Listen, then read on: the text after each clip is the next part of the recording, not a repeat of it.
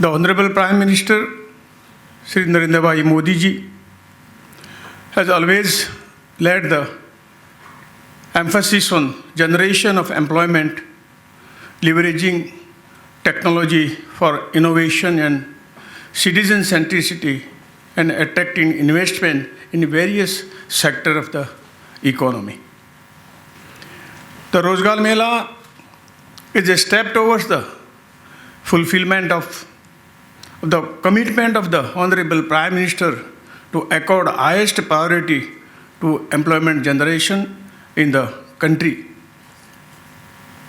In the past, all important initiatives like Make in India, Startup India, production-linked incentive, and the skill development program have been major contribution in the employment generation for the youth of the country.